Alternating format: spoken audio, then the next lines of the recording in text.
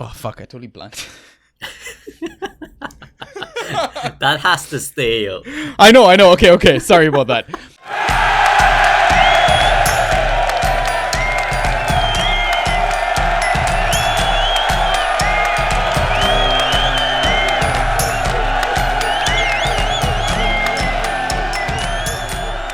Yo, and welcome back to the Banter Boys podcast. My name is Sanjy, with me is Raas and Ryan. How you doing, boys?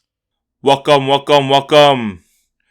I'm good. We are slowly working our way through our Banter Boys draft, and I've never done a slow draft before, so some of it is pretty frustrating at how slow my turn comes up. I've shared my frustrations with both of y'all on our group chat, but I'm putting it out in the public, is that I do not like slow drafts. Oh yeah, I was in a slow draft as well, first time for me this season, and I'm pretty sure some of our listeners are in the league as well, and are also listening to the podcast. And yeah, they weren't my biggest fans during the slow draft. I might have taken a bit too much time. Sorry, not sorry. Define a bit too much. Like a little bit too much. Like I was having to get tagged multiple times. Like all 6 hours? Like yeah. Like I some of them like I was like, oh, I can sleep? Okay, good night guys. Bye. Oh, they're gonna hate me when they hear all of this, yeah. Yeah. What up, boys? What up, yo? I think I'm loving the slow draft, yo. Like every day we get more and more information. Yeah. And every day you hear someone new has COVID, someone new is injured. I really like it. Like, I don't know. I prefer, I guess I have a more analytical mind. I just prefer to sit and stew with my thoughts. So I really enjoying it so far. Yeah, overthinking is definitely one of our favorite things at the Banter Boys podcast. Yeah, but overthinking in 30 seconds is way more fun than overthinking in 6 hours. Yeah, let's be honest. Yeah. By the way, Ross, when is your OG draft date? Is it a fast draft, slow draft? What's up with that? It's a fast draft. It's coming up this coming Thursday from 2 to 4. Oh, wow. The day before the season. Yeah. Yeah. That's wild. Okay. That is fantastic, though. Yeah. Hopefully we'll have a few more signings official by that time. Probably no waiver clearances, right? Yeah, no. It'll probably be... Well, we'll see. We'll probably do like one fresh clearance on like the Friday or something. But like we'll talk about these details as a league altogether, and I'll keep y'all posted on how it went. All right. Okay. Sweet. Okay, so before we get started, Russ, do you want to remind listeners how they can share and listen to our beautiful podcast? Yeah, so you can message us on Twitter and Instagram. Our handles at BantaB. On Discord, on the Draft PL channel, Banta Boys, #6585. On Reddit, /Banta_Boys. You can listen to us on Spotify, Apple Podcasts, Google Podcasts, SoundCloud, and YouTube, and much more, all under the name of Banta Boys. Man, I really missed you doing this live. I got really tired of having to play over your repeated, like, edited version.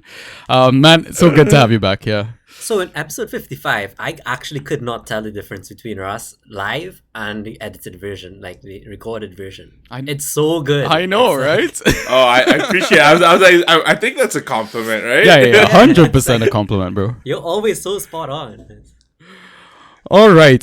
So, listeners, on today's episode, we're gonna finish talking about the second half of clubs in the EPL. We're gonna talk from Liverpool to Wolves, and we'll see how we split it up. Like, do the 7 teams first half, and in the second half, do the last 3 teams. And we're gonna have a pub quiz. And I think it's me versus Ross tonight. Oh, boy. Oh, shit. Does that mean I'm hosting? Ross, I think you beat me last time, I'm not looking forward to this. That'll be 2 L's on my name. I know Ryan has nothing planned, so he's definitely got to wing this. Okay. Ross, Liverpool. I know I want to do my like regular format. I want to ask you guys, your each pick, that sort of thing. But why don't you give us a breakdown of how you think your season's going to go post Genie? Before we start, I was like, do we have any like breaking football related news at the moment, or is it just the usual transfer stuff? Do we have any news? I mean, we recorded like only a few days ago. Am I forgetting something? Yeah. I don't think so. I'm trying to remember. I don't think there is. Yeah, I mean, the most significant Liverpool-related thing will be Robertson's injury, man. So sickening to see. Yeah, so I guess we'll jump into Liverpool in that sense. Ay, ay, ay, ay, ay. Fantasy with the Banta boys. I think the biggest thing is, we don't know if there's going to be any more signings, if there's going to be players going out, i.e. Shaqiri had some links to Lyon. Origi might be on his way out too, but we don't know if Liverpool are going to bring in any forward. The biggest thoughts right now is that Liverpool still want to sign a midfielder and still want to sign a forward. They've already signed Ibu Konate this season, and I think that's essentially that their only signing. Van Dijk is back. He's like a new signing. Joe Gomez is back. He's like a new signing. Joe Matip is back. He's like a new signing. Firmino scored 2 goals. It's so weird to hear a Liverpool fan talk about so many central defenders. Yeah. But like, I think biggest thing right now is like who's going to be in the midfield. And I honestly don't know, because Ox and Naby have played a wonderful preseason, but they're super injury prone. And I would love for both of them to start, or at least one of them to start, but it's like 20 minutes in like the first competitive game, one of them will pull up with something hamstring or like calf muscle related, right? So that's the biggest thing. Henderson just got back. He featured today. Thiago also featured today after picking up something as well. So I think eventually what I'll see the midfield kind of come down to is Fabinho, Thiago, and Hendo. But I really hope that Ox and Naby keep fit to kind of give one of them a push for their money and keep kind of challenge them as well. Also, like, Henderson's contract is also like kind of a big thing right now, in that like he wants it to be settled this summer and not be in the same position that Gini was last year or this year, right? So that's also a thing that's happening in the background too. I think so that in terms of who starts and who do you want to go for, midfielder is open. If you're honestly looking for a pick, I would say bank on Ox. He looks amazing. He's not just as a midfield option, but also as a false 9 as well. And with Robertson injury, Costa Tsimikas looks fantastic in preseason. He had an assist today again, and like assist in in the game before as well. Just a wonderful cross in from the left flank to one of the forwards. So keep an eye out on those players, especially. I feel like those are like 12, 13 round picks where you can like get away with them. So especially if someone you know who has Robertson, or if you have Robertson, go pick up Costa Tsimikas, at least for the first 2 or 3 weeks. Hopefully Robertson's back soon enough. I was gonna ask if you think those who have done their draft, a week ago, if those players are still gonna be available to them. Like, do you think they've been picked up on waivers already, or? I think Ox and Tsimikas might both should be available, because we can look at what their ownership is right now, right? Oh yeah, true. And see kind of what their or what the trend is on. So right, I've got it up in front of me. So right now, Tsimiskas. I hope I'm not butchering your name, bro. Konstantinos. His first name is way easier to say, even though it's longer. But Konstantinos has currently a draft percentage of like 6%. So yeah, no one has this guy, right? No one, and yeah, exactly. If we look at Ox, where are you on that list, bro? Ox has, same thing, 6%. Wow. 6%. So again, I would say if you're looking for players who will start and you can afford to pick them up as a free agent or even during a draft for the first 2 or 3 games, I think these might be a great bet to pick up. Okay, so that's interesting. I know this is a Fantrax podcast, but Ryan, I think we might have found our 4.0 Liverpool defender. So my problem with that is he takes up a Liverpool spot, and I so want TAA, I so want Salah. So do we go for him as the third one? I'm not sure, but yeah, let's focus on Fantrax here. All right. Yes. honest to God, yes. Only because the player he's replacing is not like he's replacing one of the center backs. He's replacing Robertson, who's already very much involved in the attack, and Tsimikas will have a very similar role in that in that kind of area, right? Right. So run up the left, cross the ball in. So I would say yes. As a 4.0 defender, I would say yes. Do you not think that James the Goat Milner can also play left back for you guys? Not in the moment. I think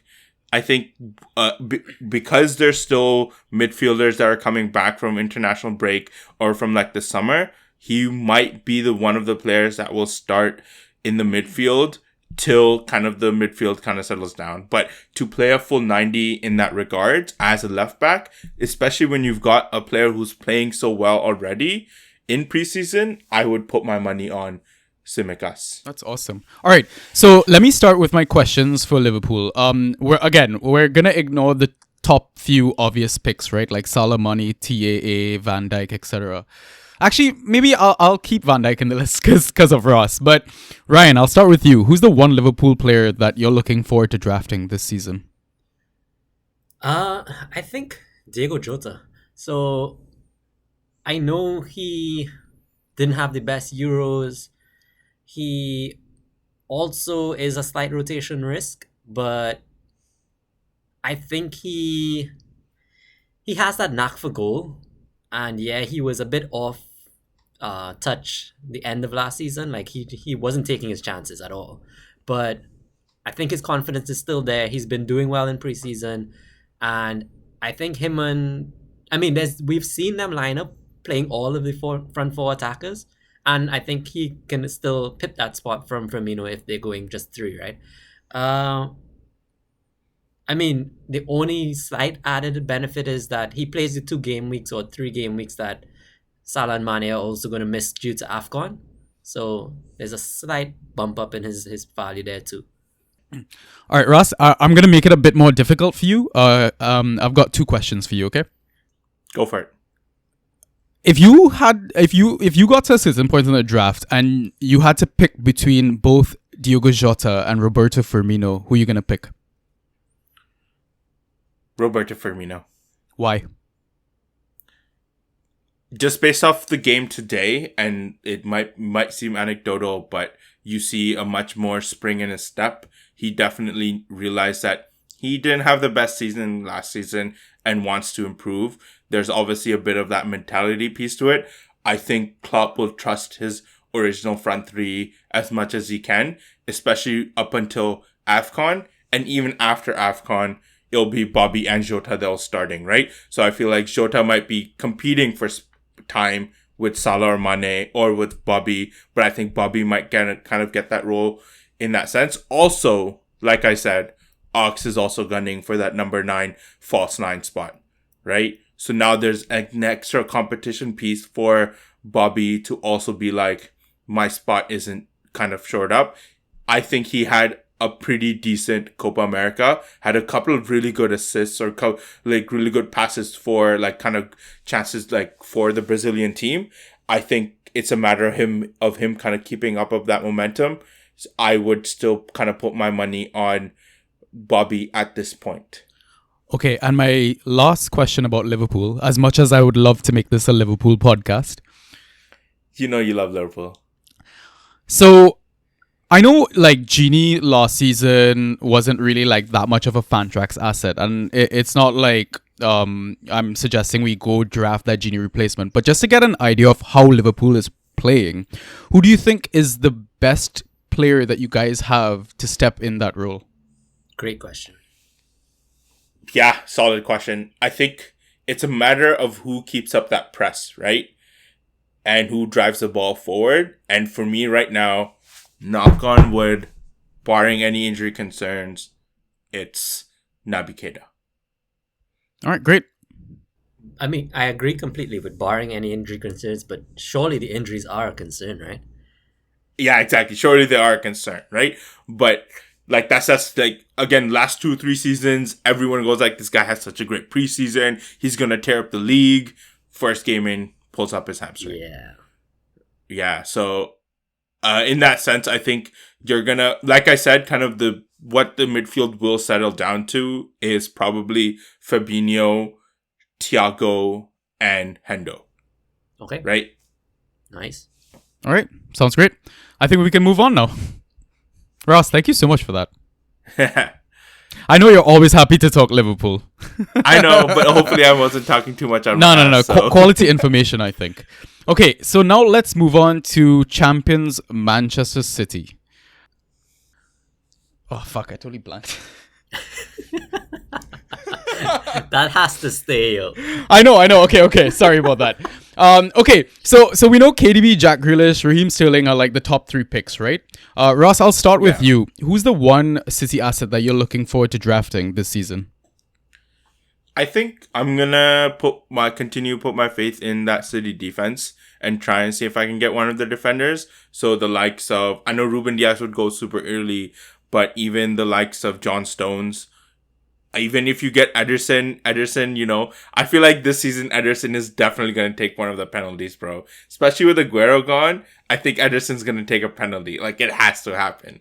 And, like, I think the only thing that really kind of comes up is who are their fullbacks. Kyle Walker and Cancelo would be the first 2 that would kind of come to my mind. But Zinchenko is also kind of coming in for that spot as well. So, for me, it's right now, and I've picked him in our Banter Boys League, is I think someone like John Stones. Right? Solid, reliable defender from a solid, reliable defensive team in a solid, reliable defensive pairing with Ruben Diaz. And Ryan? So I want to avoid all the obvious players and as well as those rotation risk players, right? So surely we know Gundo plays, at least early on. We know the quality that Phil Foden could bring, that Mahrez could bring, but I'm going to avoid all of those and jump straight to Rodri. I think Fernandinho, is he even in the squad? I think he played in a recent friendly, or didn't he start for the cup? I didn't watch the cup, Yeah, the you're right. He Shield did or start for the whatever. cup. Yeah. Or the shield, the plate. It's not a cup, it's a plate. So he's 36. I think he sees less minutes this season, and I think that means they have to rely on Rodri a bit more. I don't know how much that's going to improve Rodri as an asset, but he still put up decent ghost points. And I think... Yeah. Yeah, Rodri was great at ghost points for sure. Yeah, and I think having the block shot metric might help him. I mean, I know City don't give up that many opportunities to opponents, but you never know. I think, if he has a full season ahead, like it's not prone to rotation, then I'm shouting Rodri. He's not an early pick, for sure. Yeah. I mean, considering Pep has to learn something from that Champions League final of not playing Fernandinho or Rodri, I feel like he would have probably learned his lesson and be like, I need to start one of these guys. And I think even last season you saw Rodri take up more of that playing time, especially in the Premier League. And now I think it's just a matter of like Fernandinho being like a Vincent Kompany type player, of being there mostly for the experience. Exactly.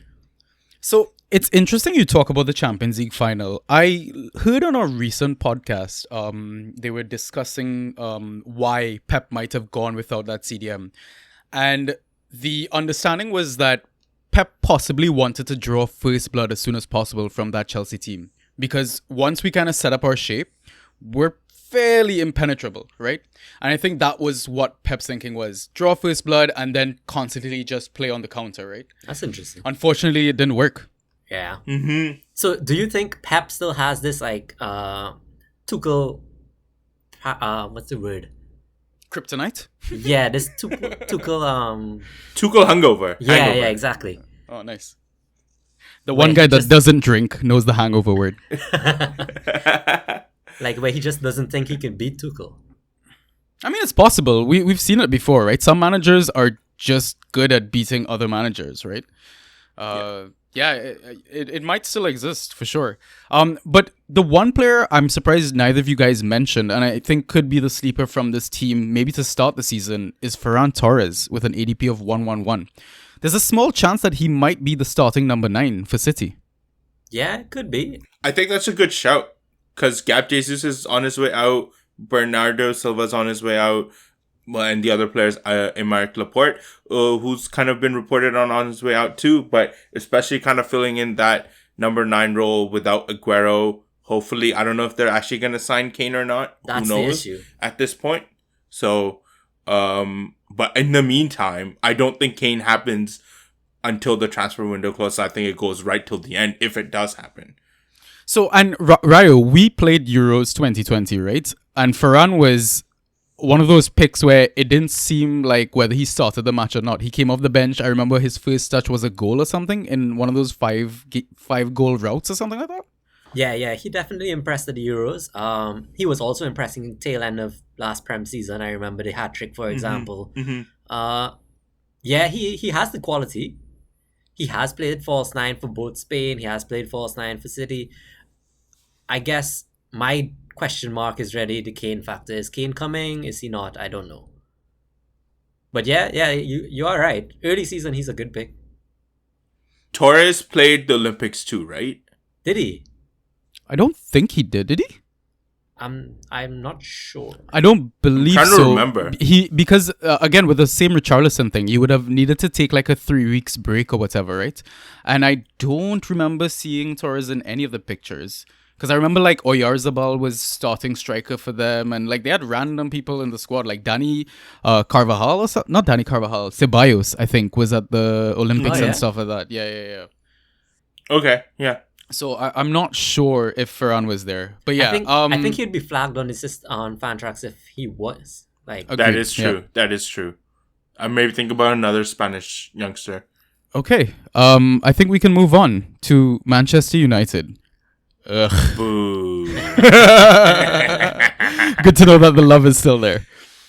Avoiding the first few picks of Bruno, Sancho, Luke Shaw, and Marcus Rashford, who's the first United player that you're looking to draft, Ryan? I like Harry Maguire. He was in my squad last season. I think he's such a solid defender. He puts up great goal stats, especially aerials. And he has a decent goal threat along with him. I think the block shot metric probably helps him a bit. What I hate is the amount of yellow cards he picks up, but they did lower the penalty for yellow cards, right? It's only -2 instead of -3. So maybe he improves this season. I really just hope he avoids that 5 yellow card suspension. He's definitely not going to. Probably not. And I think just Varane coming into the squad, replacing Lindelof, or you assume he does, makes United defense that much more solid. So I'm keen on Mags this season again. He doesn't go as high as Shaw or Wan-Bissaka either, right? So you could probably get him after Virgil, for example. Ross, what about you? Mason Greenwood.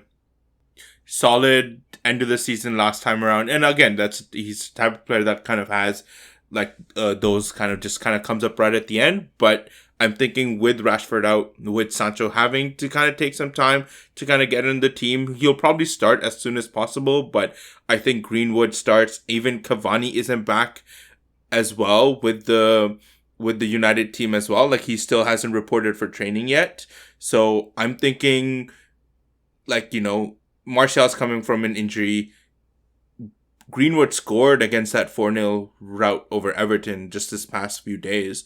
So my money is especially kind of ride out Mason Greenwood as much as you can, and then hopefully kind of trade him high as you kind of see some of those things coming up, or just drop him, right? Or like kind of see kind of one of those things. Honestly, but if you play with auto subs, you could probably keep him in your team. And if he does come off the bench, he is the type of player that does have his eye on goal and will create or score a goal as well if kind of given the opportunity. So my money right now is on Mason Greenwood. And guys, Raas is putting his money where his mouth is because he just picked up Greenwood in our own draft. So yeah, 100%. Love it. Okay, so I'm going to mention the sleeper that you guys didn't talk about. Tom Heaton with an ADP of 442. No, I'm just kidding. I'm filtered to outfielders, so I don't even see the goalkeepers anymore. Yeah, you know what? I feel like I need to go easier on the goalkeepers this season, so I've started to look at all the players. After Ross kind of put me in my place about Emi Martinez, he made some really good points. So I was like, you know what? This guy's a champion. He knows what he's talking about. Yeah, let's try and talk about some goalkeepers. But no, the person that I'm gonna shout is Jesse Lingard, right? I mean, his ADP is not that low. It's 97.48. But the next is this sort of arranged by ADP? Yeah. Hold on one sec. Okay, no, because I'm seeing Anthony Martial. Martial is next. 132. Yeah, Martial's super low, by the way. Yep.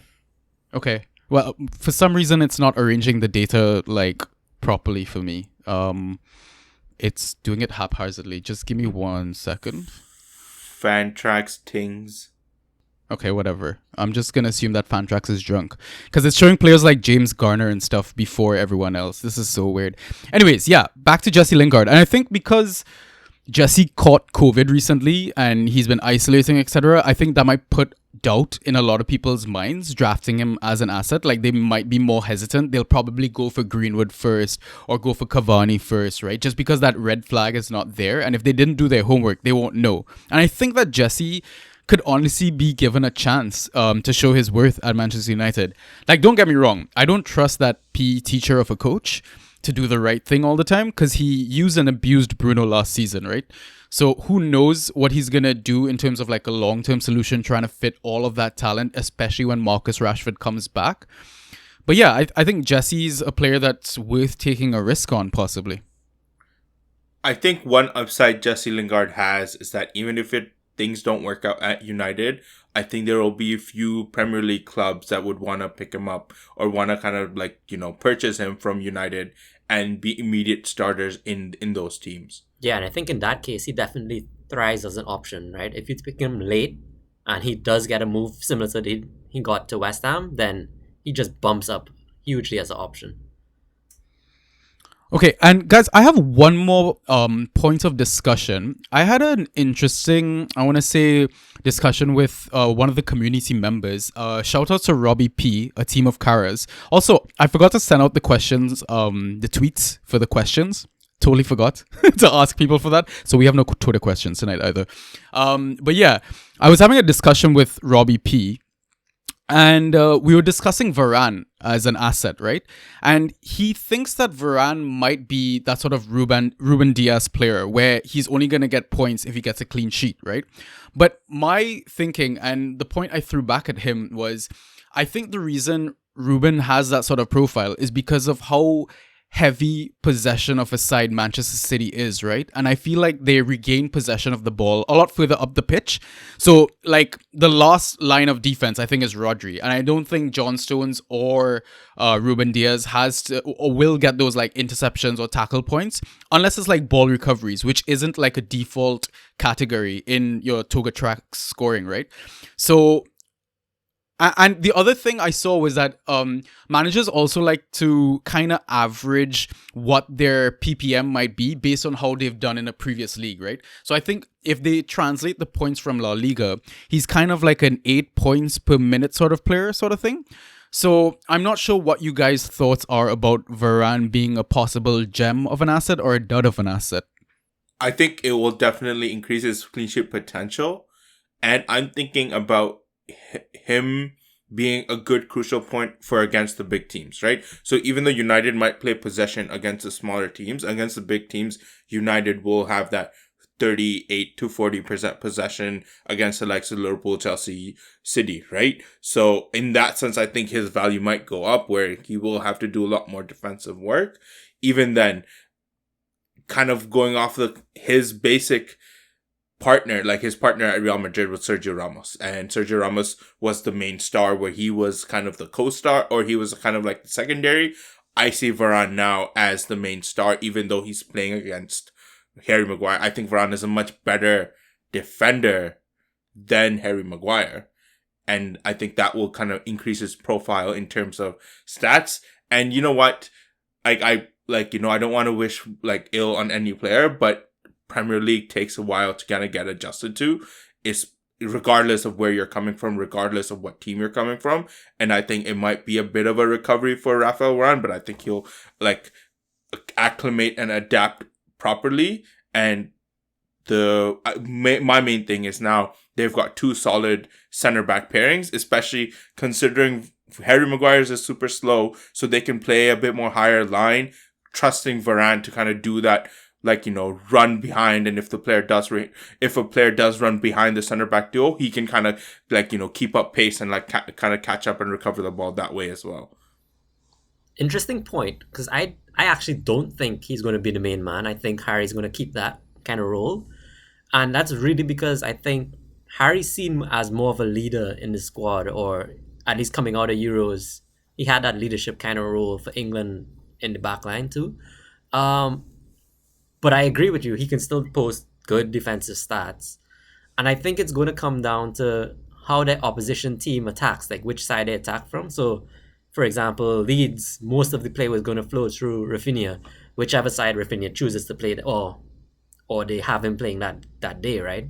Rafinha switches sides both all the time. But so yeah, if a team really focuses on their right side, I guess that means Mags is going to be more involved, and if they're focusing on the left side, Varane, or vice versa, I don't actually know how he's going to line up, but that's at least where my thoughts are at. But for sure, United on a whole got a defensive upgrade. Yeah, I know. People can finally realize that Maguire is the actual shittiest centre back. Sorry, not sorry. I still rate him, yo. I've seen this guy run around in a circle with a ball and then cross the ball to Marcos Alonso. My favorite moment of him. I know. I was waiting for Sanjy to bring that up. He loves that moment. Love it. Pretty sure he has a GIF saved on his phone of that moment, just ready to be like, people are talking good about Harry Maguire. Let's post this GIF. Nice. Not yet, but I will now. All right, let's move on to the better United, Newcastle United. So Not the West two Ham? top. Oh shit! Yeah, my extended family. I love you guys. But yeah, the top few picks from Newcastle: Alan Saint-Maximin and Callum Wilson. I don't want to go too far because we might run out of assets to talk about. But Exactly. who's one player that you're looking to draft from Newcastle if you have to, Ross? I mean, I'm probably going to steal Ryan's pick right now, but Joe Willock, and I'm pretty sure Ryan would agree with me, is the player to kind of look out for. I think the deal's essentially done, where his transfer to Newcastle is imminent. He's played in that team, and he was their best player in that second half of the season. So like his stats speak for himself. Like every time he had 7 goals in that second half of the season. Yep. I don't even know, but 7 goals and 7 starts. Sorry, not 7 starts, 7 appearances. Appearances, yeah. yeah, Joe Willock would be an easy third option, and he's rated pretty low because I don't think people have realized that he's actually moving to Newcastle. So now that people are finding out this news, people are being like, I need to get Joe Willock. Yeah, I completely agree. I grabbed Willock in our draft, and I grabbed him pretty early just because I wanted him. So from Newcastle, I guess he's a rotation-prone pick, but Matt Ritchie, and he just scored, I believe, in preseason. So we all know the talent he has. He can put in a decent cross. He has had penalties once upon a time. I guess if Callum does get injured, he probably is second up to take penalties. So I think Ritchie has enough to offer, but you definitely need a backup defender in case he doesn't. Is he a defender in this game? He is, right? No, he's a midfielder, Matt Ritchie. Damn, he's a midfielder. Okay, but you definitely need a backup option in case he doesn't start.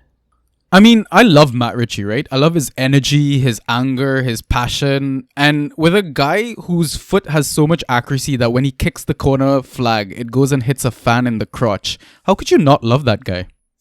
But the other player that I'm going to suggest is his opposite wing back, Jacob Murphy.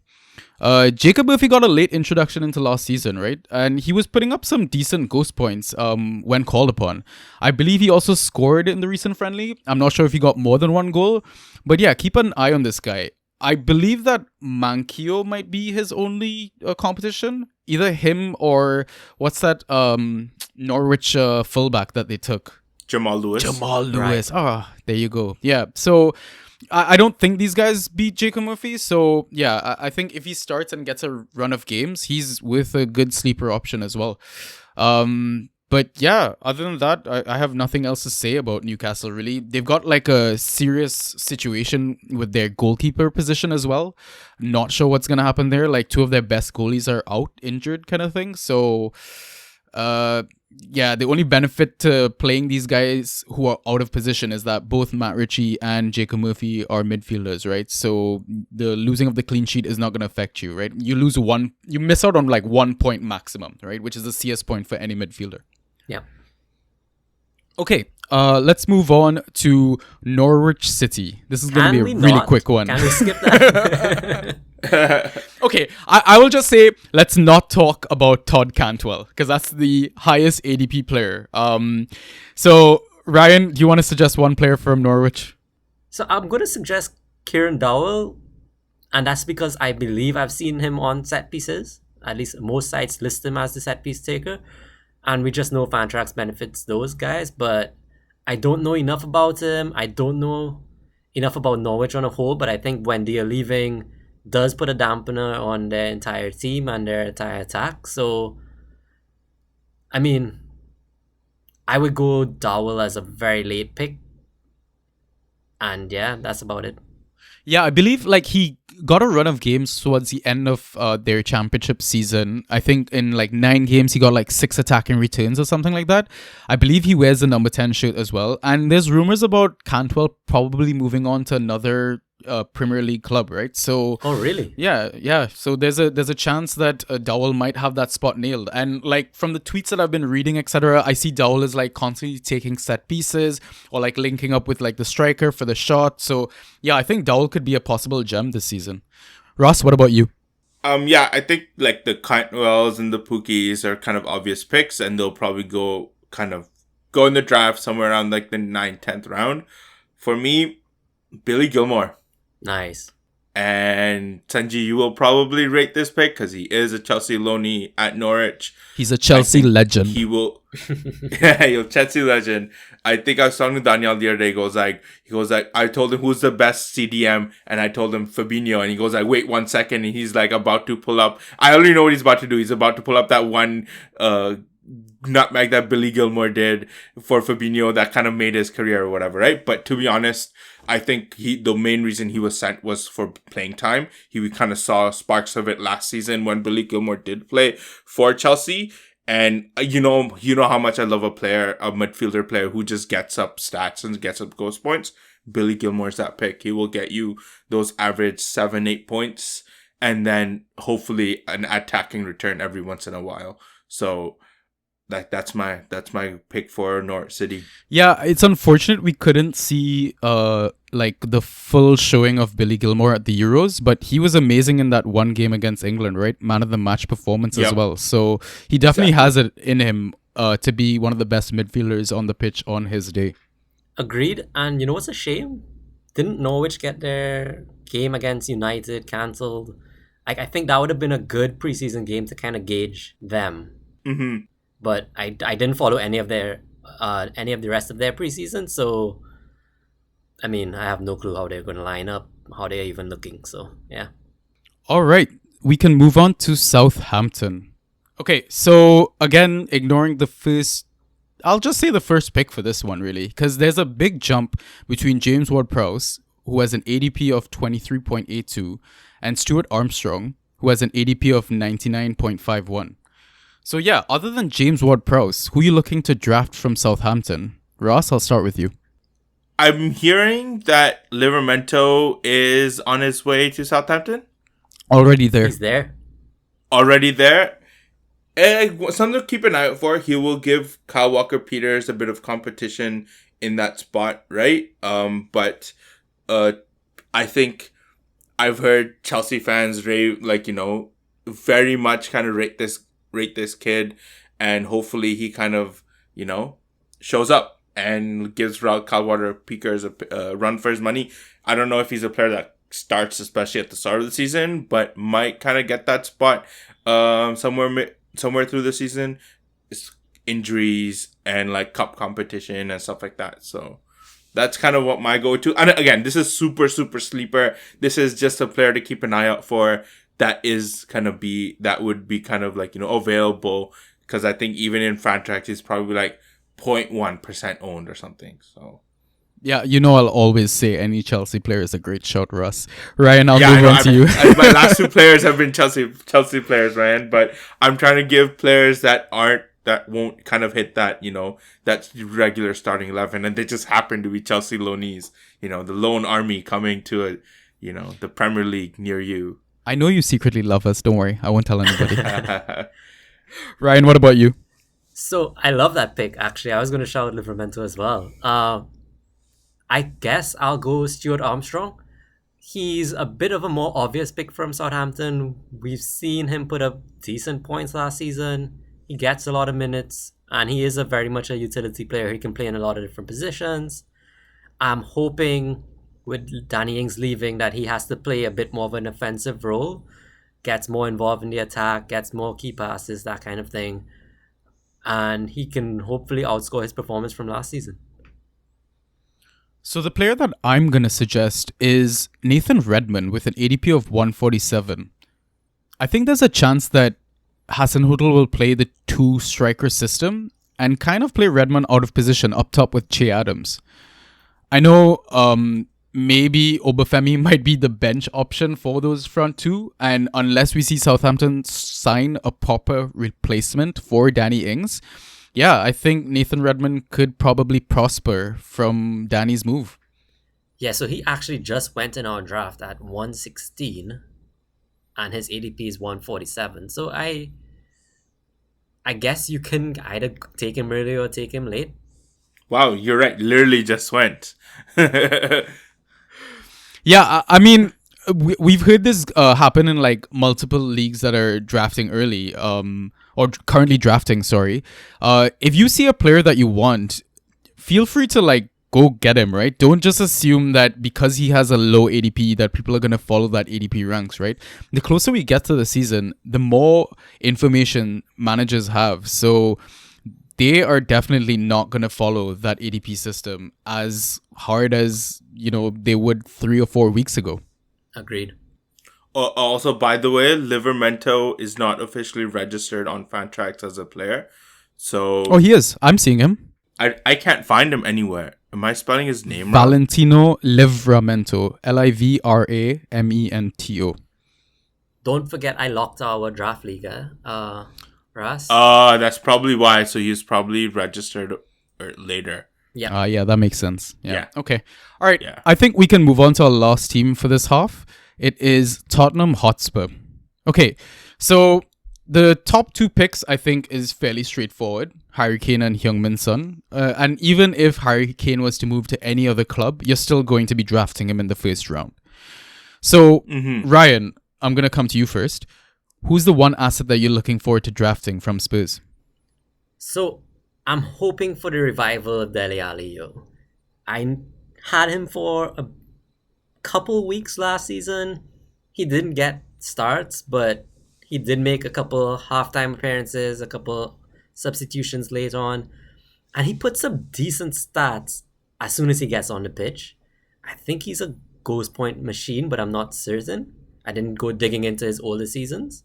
Yeah, I mean, we're talking of the same player that won back-to-back Young Player of the Season awards, right? Exactly. So, I mean, surely the talent just doesn't go away.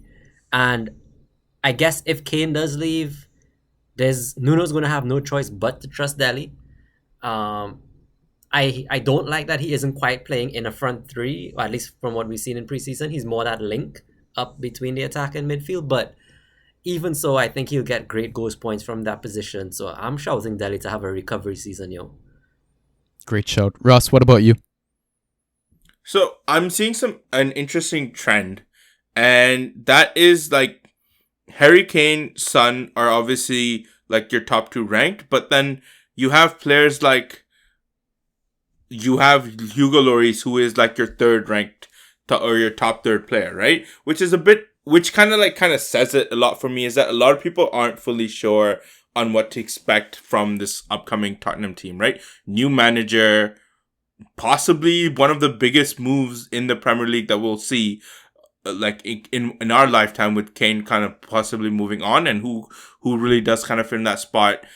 Who Nuno's gonna pick as his kind of like his back four. They just lost Alderweireld, right? So it's like Davinson Sanchez and Joe Rodon as their number two, as their 1 and 2 center backs, right? So I'm kind of being wary of Spurs at the moment, right? So if I see, like, I obviously want to give like respect to the players of like Serge Aurier, Christian Romero, and like Serge Reguilon, but I don't know if they're gonna start regularly, or Matt Doherty, but I don't know who's gonna start from all of them. Like I want to say Matt Doherty is linking up with his old manager and will kind of start again, but who knows at this point, right? So in that sense, I'm a wait and see, because like there are other players that are kind of shining through, and there are obviously kind of preseason metrics, but I'm like Premier League and preseason are still two different things, and I'm just gonna be like, let's see kind of how the first game and who's really starting for like Tottenham, because I don't want to, like, I'm looking at it and I see Serge Aurier and I see Reguilon kind of available, but I'm like, do I really want to pick up these guys knowing that they might or might not start? Am I gonna waste a draft pick in the first 10 picks? Maybe not. Maybe like, wait till see like the lineups that come out on the first game week. Yeah, and we know how good Ore can be, right, on his day. And it seems like even in previous seasons, we were in the same position. We were never sure whether or not he was going to start under the manager. And then he kind of eventually just found his way through the door sort of thing. So, yeah, pretty much. It's a watch and see for sure. But I'm going to suggest one player, and he has the 8th highest ADP of all Spurs players, is Lucas Moura.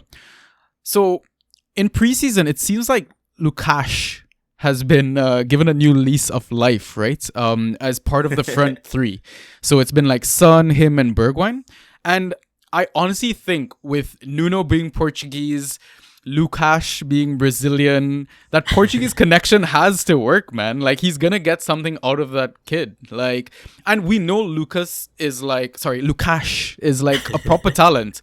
He scored a hat-trick in the Champions League semi-final, wasn't it? Against Ajax or something like that? Mm-hmm.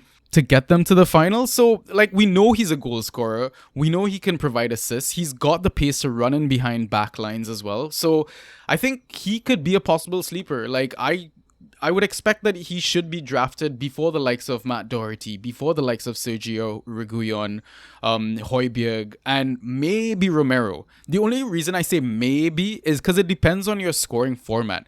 Because, I mean, Ryan, we've played Champions League Fantasy. Romero's an absolute machine at ball recoveries. Yep. But again, ball recoveries is not a default category. So if you do have ball recoveries, I really suggest picking up Christian Romero. Agreed, and he just he just won Copa, right? So With Emi Martinez. yeah. Who is Messi? Yeah, not Messi. Who's Messi? All right. I think on that note, we can take our halftime pint. So we'll see you after the break.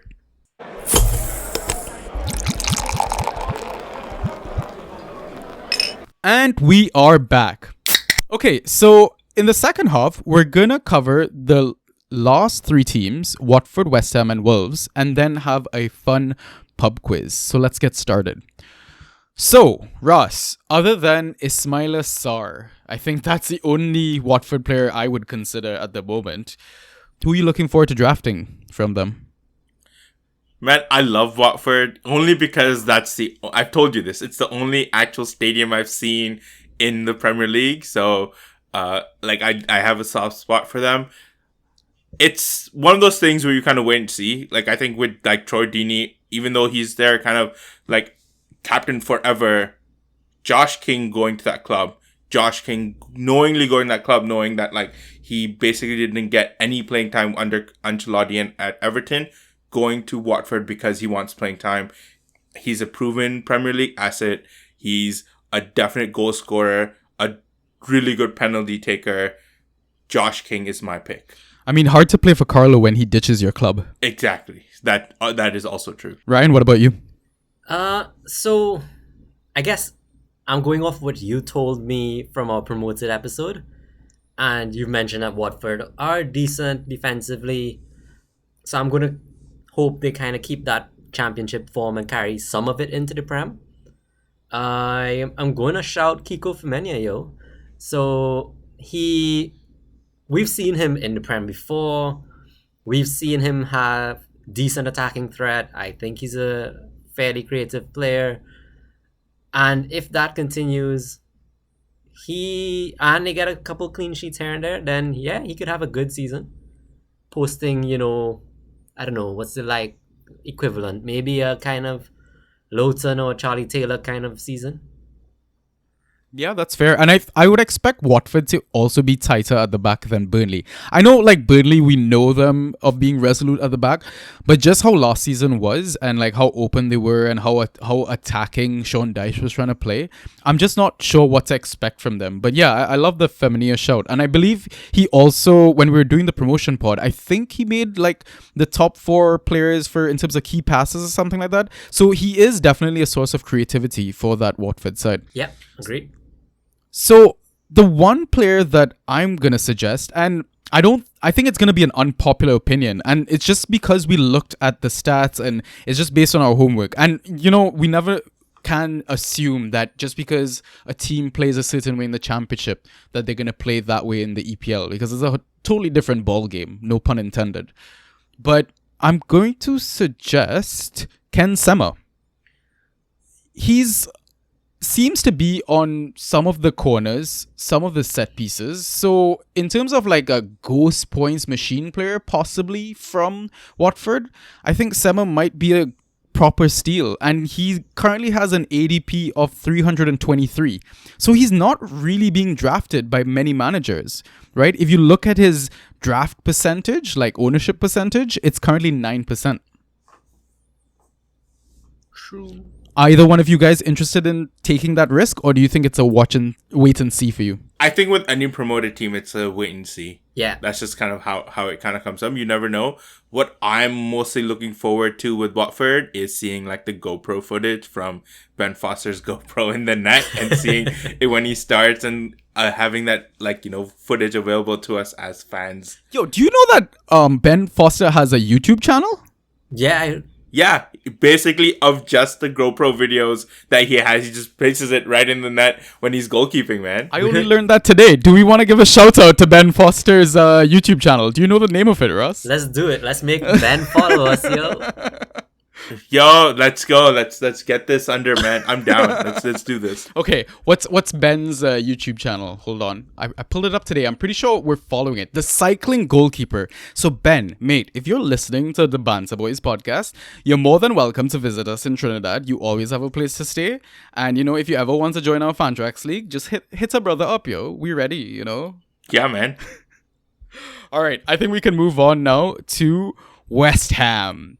The Hammers. Other United. Yeah. It's supposed to be my second team, but I'm gonna say it's my third team because my sister's husband and his parents, full family of Hammers fans, and they took me to my first ever Prem game, right? So West Ham versus Chelsea, an exciting 0-0. Sounds thrilling, yo. So, other than the first couple of players, I'm going to make it a little tough. I'm going to take away the first 4 players. So, you can't pick between Thomas Souček, Mikhail Antonio, Vladimir Sufal, or Aaron Cresswell. Ryan, why don't you pick your one West Ham asset to draft? So you know what? I grabbed this guy ahead of Raas in our draft. I'm going to leave him for Raas to talk about. So, Oh, that's love it. I love it.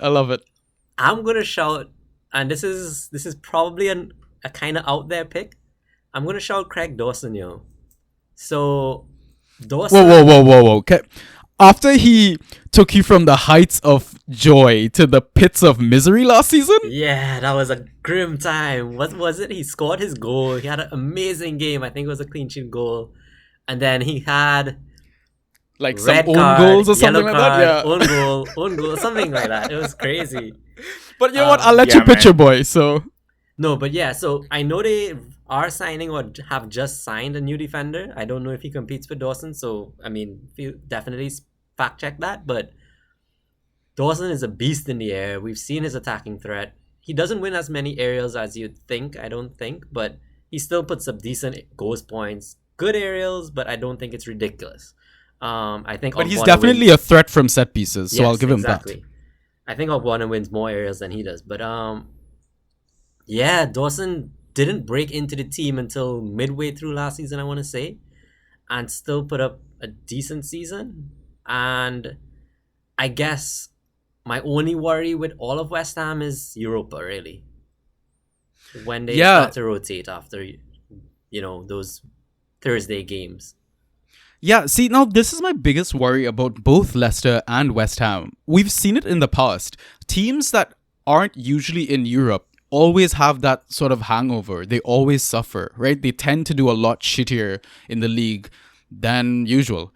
And I don't know. I'm not saying that West Ham's a team that's probably going to gun for Europe. I think they're more the side that's just going to enjoy the experience and kind of just be happy to be there. I'm sorry, West Ham fans, if I'm talking shit about your club.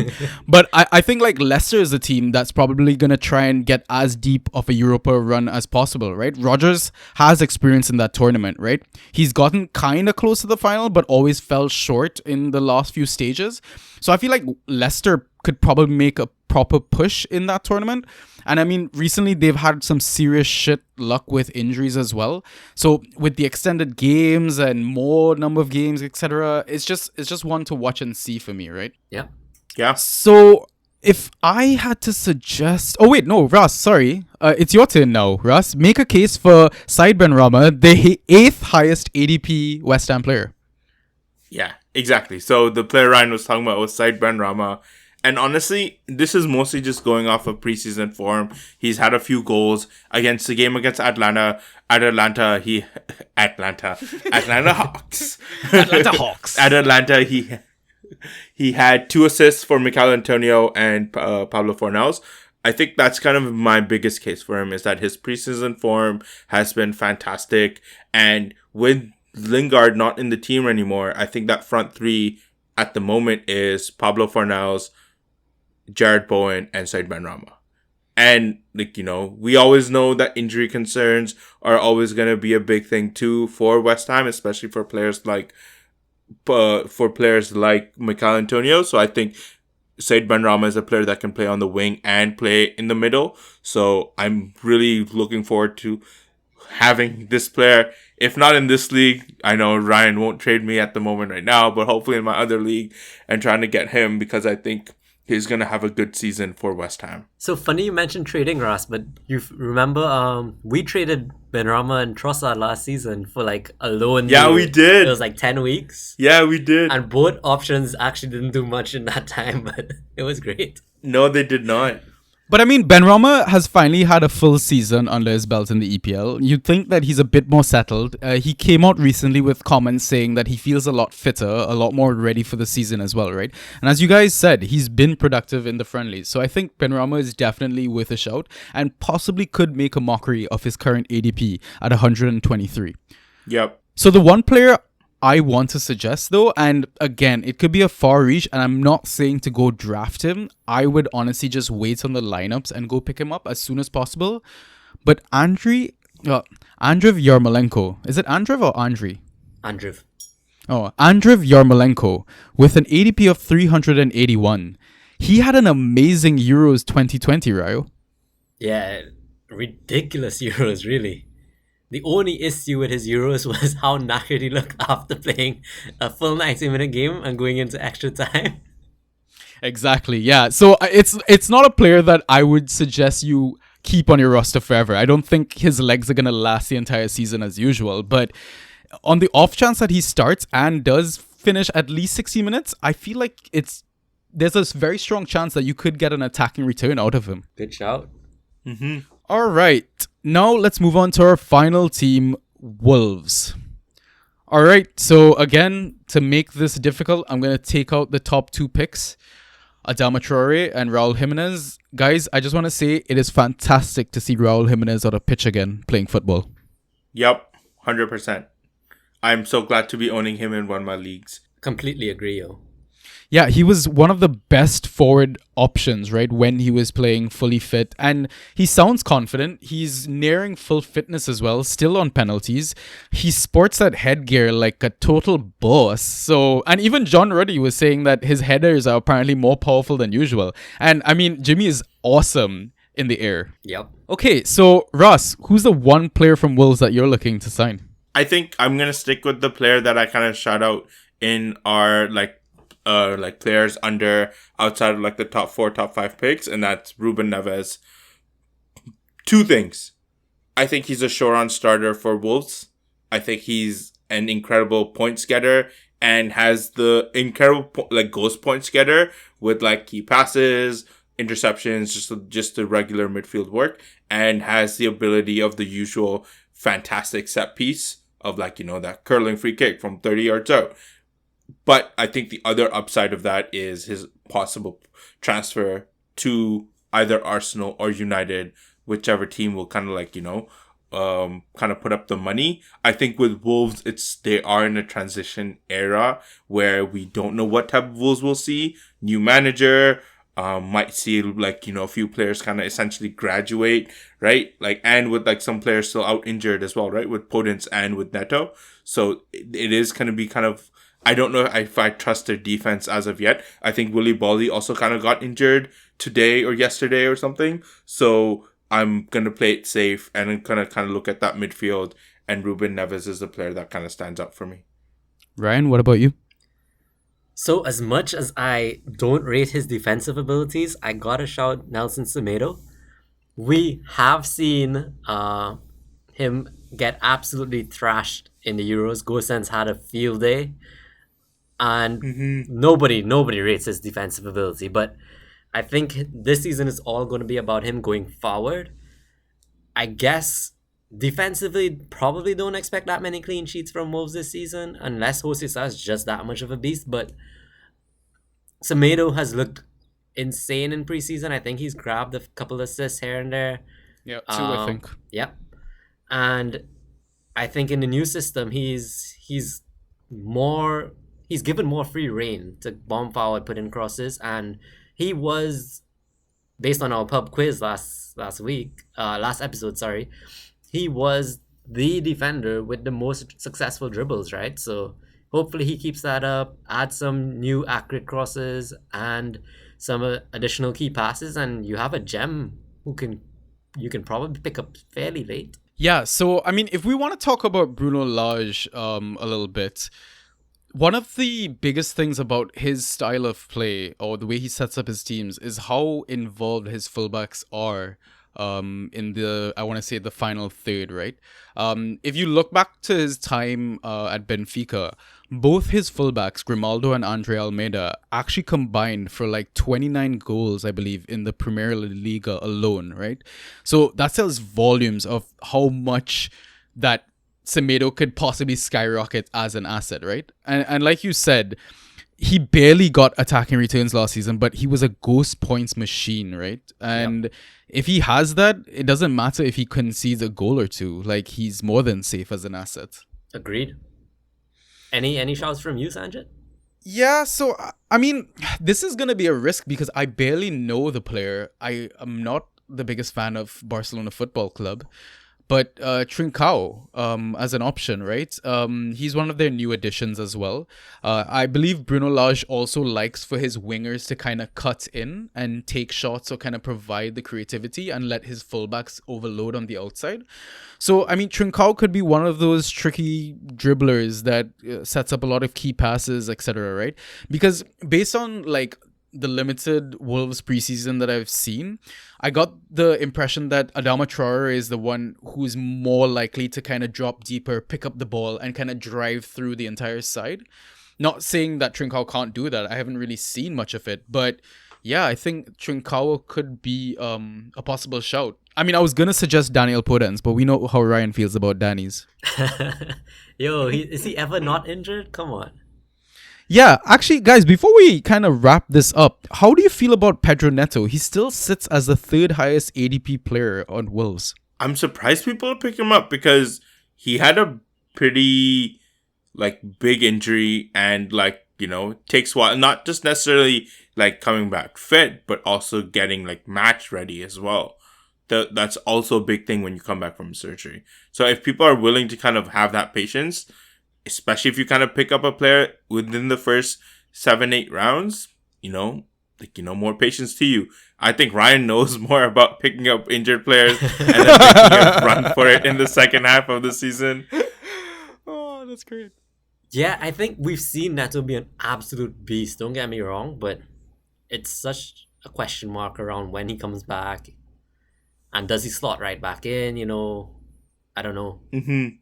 But yeah, you still got to build up that fitness and all that, exactly. Right? But if you have like such safe picks that you can afford to pick up a risky player or you don't have need for your IR, your injury reserve, he can sit there.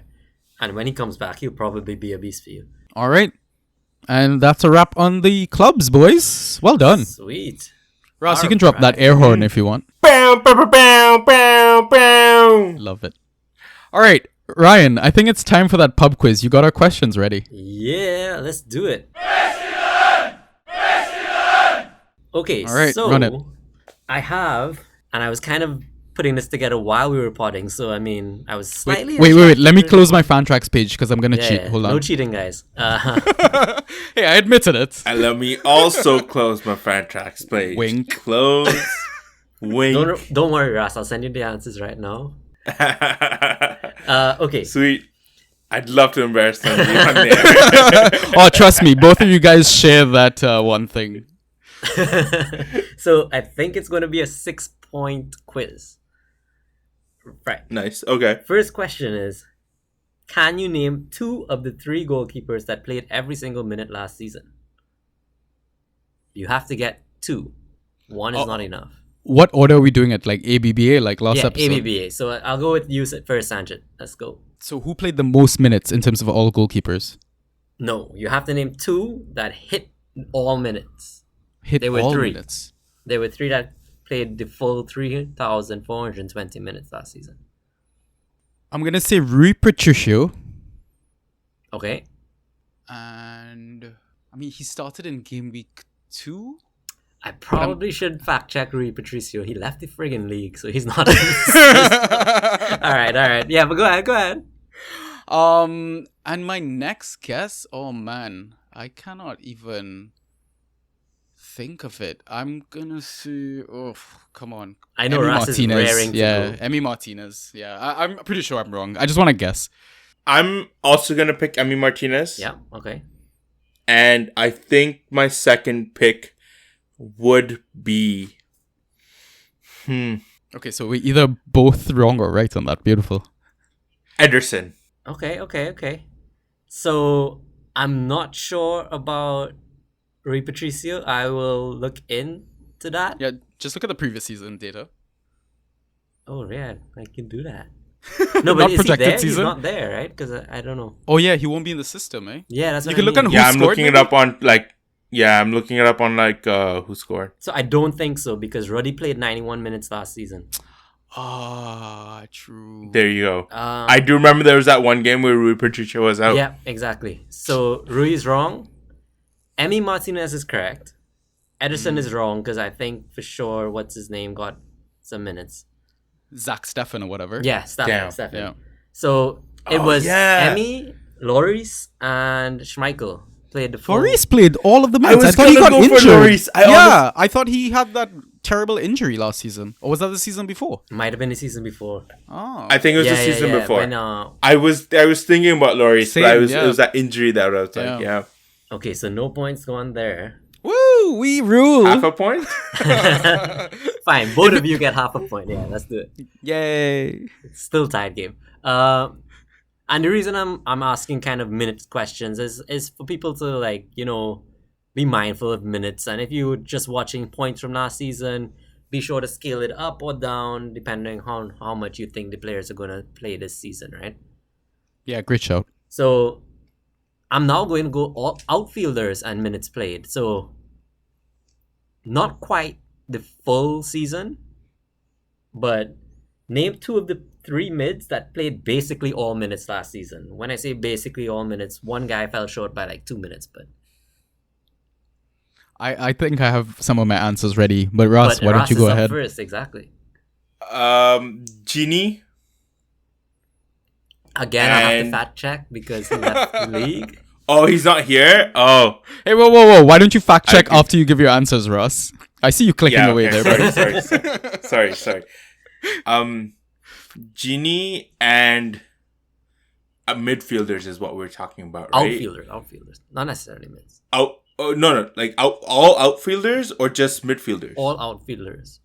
Oh, okay, that changes Oh, things. I thought you said just midfielders. Okay, let's go to just midfielders because I am not sure about all the players who left the league. Okay. Okay, all right, okay. If- just midfielders. So My one bet would be Genie. And I haven't... Thomas Suchek. Ooh, that's a great shout. Okay, Sanjit. Can I take one of his answers by any chance? You're playing second. That's one of the benefits, I guess. Okay, I'm gonna try and be as different as possible. James Ward-Prowse has to be my first answer. Okay. Ashley Westwood from Burnley. And that's it. Yeah. And it's just two. It's just we have to two of provide. the Okay, three. yeah, So, that's I my mean- answers. Yeah. Okay. So, anyone want to fact check Genie for me? I'll fact check Genie. So the three that I've seen are Højbjerg with full minutes, James Ward-Prowse full minutes, and Thomas Suchek with 2 minutes short of full minutes. So if It's essentially 4 minutes. Like, yeah, exactly, it's essentially full. He was on the list, but if Genie is on the list, then Raas gets the point. Ashley Westwood was 10 Okay. minutes short. Oh my god. Yeah. Because I knew Ashley Westwood is like such a reliable player. I know he's not like a great point scorer, but the guy's on set pieces. He takes corners. He hustles as much as Brownhill does in that midfield. Like, such an underrated player, man. He is for sure. Never mind. He played 34. He played 2,900 minutes. He played 34 okay. games, and 4 he came on as a sub. He featured in all 38 games. Right. Like, you know. Yeah, But- but that wasn't the question, baby. So Shut up. Half a I point. knew you were gonna say. You should have I knew. just stolen Suchek, yo. Yeah, I know. I wanted to steal Suchek too. I got cocky. That was my problem. I'm so was my shocked none of problem. you guys shouted Højbjerg though.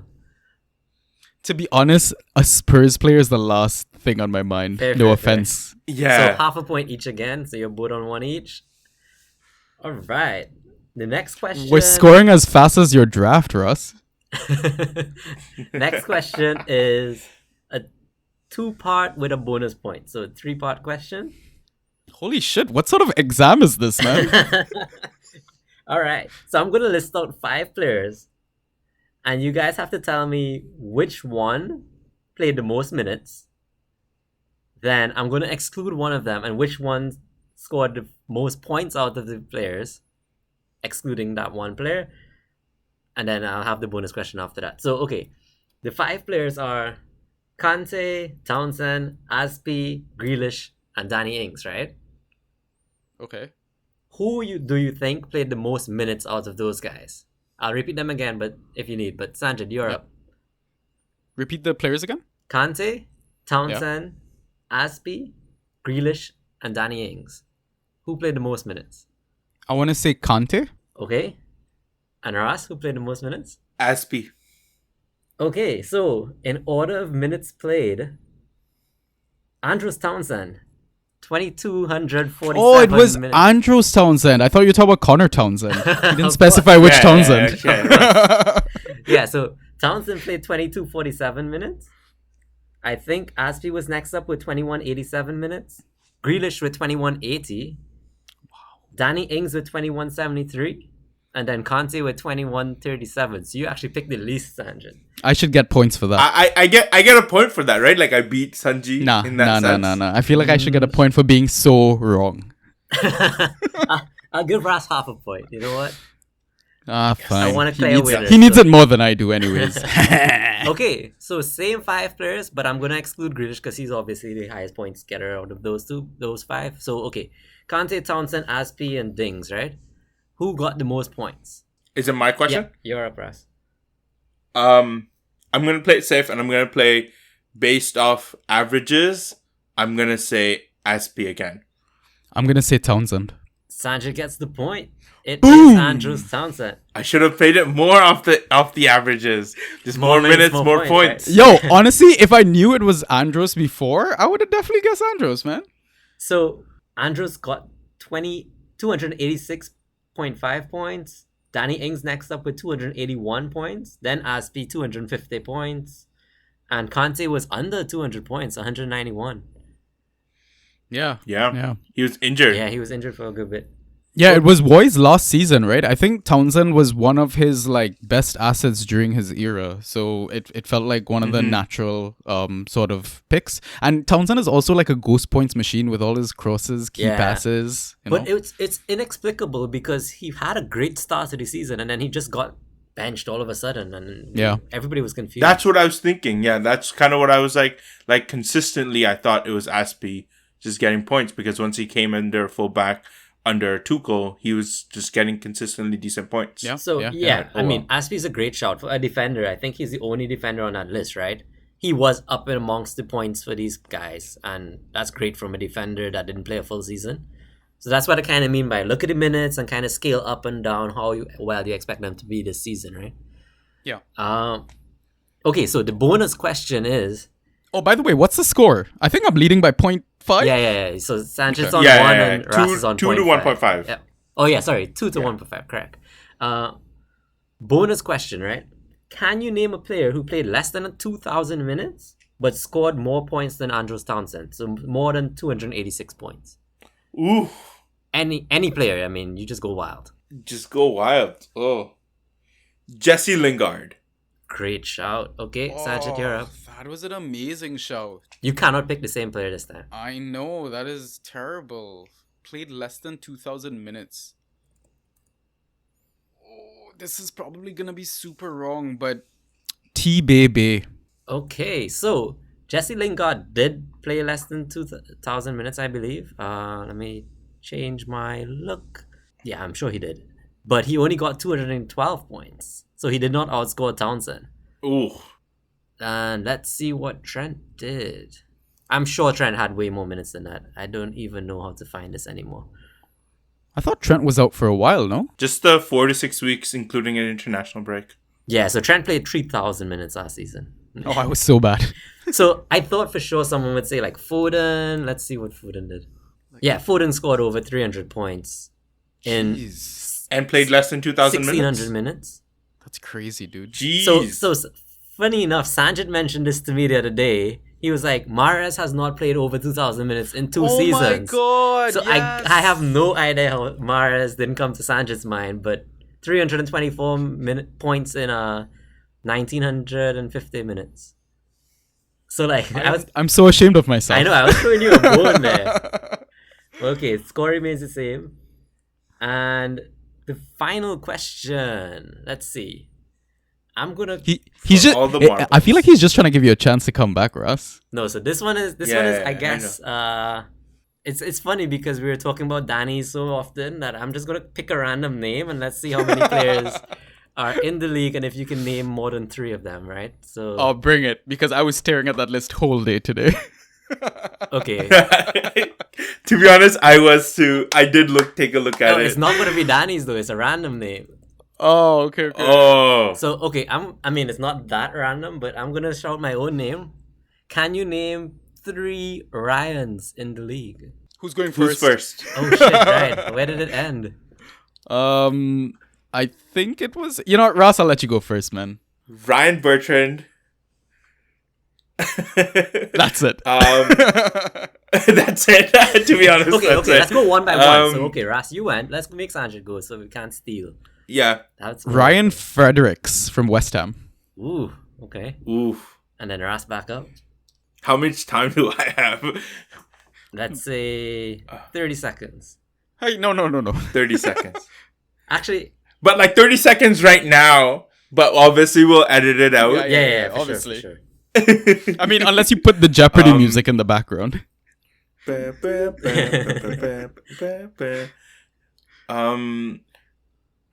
Ryan Mason? Ooh. Oh, that's a manager. Yeah. It's not a Not a player. player. I mean, he's not really a manager. He's more a player. He's not really a manager. He's not really a manager. Not anymore. So if I don't get it right, Sanjy has a chance to steal. Okay. Okay, that's your 30 seconds. I'll go to Sanjit, but like, Yeah. if he blanks, Ross, you're gonna hate yourself for not remembering this. Ryan Fraser. there you go. Oh my god. Yeah. You know what? I was going to say, if he blanks, it passes back to you and you have a chance to keep going. Yeah. No. That's fair enough. GG, Sanjy. Yeah. I took another L. That's alright, buddy. You're always a winner in my books. I think the only Oh, I other one, appreciate it, I'm dog. not even sure if he's still on Tottenham's books, is Ryan Sessegnon, yo. Yeah, that's another guy I was gonna name after. Okay. I should have gone more difficult, man. Ryan's too easy. Well, Well, I mean, that's the pub quiz, and that's the end of the podcast. Guys, I think this is our last pod for the preseason. It was fantastic. Fantastic run. I loved it. I think we gave the listeners good content. If not, I'm pretty sure they had some laughs to go with it. I guess we should wrap things up though. Raas, do you have any final pieces of advice for fantasy managers who are drafting or still have to draft, like, in the OG league? To be honest, I don't even have advice for myself at the moment, so I don't feel kind of equipped to give advice to other people. But I think Sanjy, what you said is that if you really want a player, go get that player. Don't look at that ADP. I'm regretting it right now, but you know what? It's okay. If you really want a player, just go for it. Yeah, that's solid And Ryan, advice. you? Just like Ross, I can't think of anything right now, but you know what? I'm sure we're gonna get a ton of questions. We ignored the fans, we didn't ask for questions. Hit us up on Twitter. Make Sanjy go crazy.